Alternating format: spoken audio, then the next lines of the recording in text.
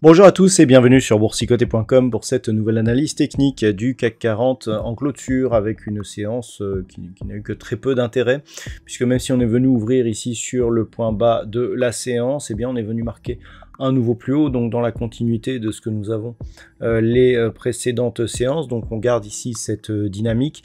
On valide donc le franchissement de la zone des 7570 points, puisqu'après cette séance assez faible, on va le voir, eh bien le CAC 40 clôture à 7590,37 et gagne 0,18% par rapport à la clôture de la séance précédente. Donc on est vraiment dans la continuité. Très peu de volatilité aujourd'hui et quelque part eh bien on continue à se replacer par rapport à la forte baisse ici que nous avons connue au début du mois d'août. Au niveau des indicateurs techniques, c'est limite aussi au niveau des histogrammes du MACD dont on a l'impression qu'ils sont en train de se retourner. Le RSI est toujours dans une dynamique très court terme, légèrement haussière, et on a une nette baisse des volumes. Alors il n'y avait pas les investisseurs en Grande-Bretagne aujourd'hui, puisque c'était un jour férié, enfin en tout cas un jour de fermeture des marchés, et quelque part eh bien ça s'est bien ressenti puisqu'on est sur des volumes inférieurs à 2 milliards, c'est-à-dire que c'est vraiment très très faible, même par rapport à ce que nous avions les jours précédents.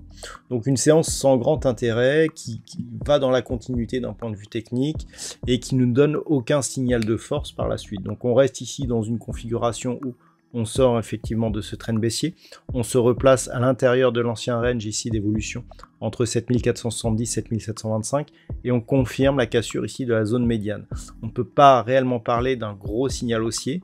On vient juste de casser ici le dernier point haut qui définissait justement la résistance oblique, mais sans grande force, comme je vous l'ai indiqué sur des analyses précédentes. Il faudrait vraiment casser cette zone ici des 7725 points pour avoir un gros signal haussier.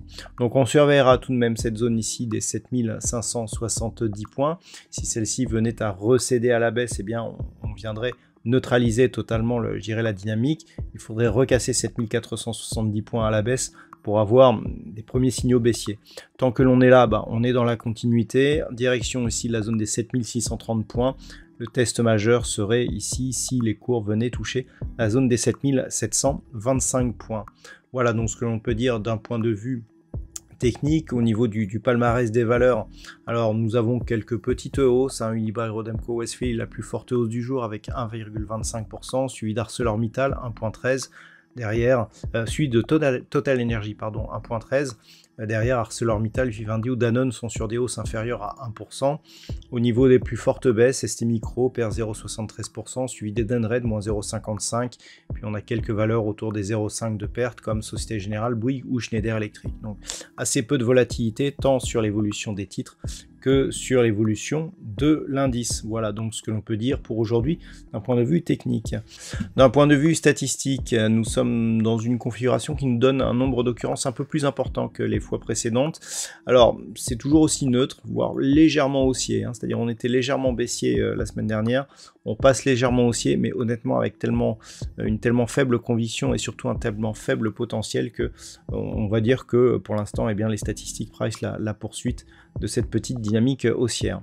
Voilà donc pour aujourd'hui, je vous souhaite de passer une bonne soirée. On se retrouve dès demain pour d'autres analyses techniques, toujours sur le site boursicoté.com.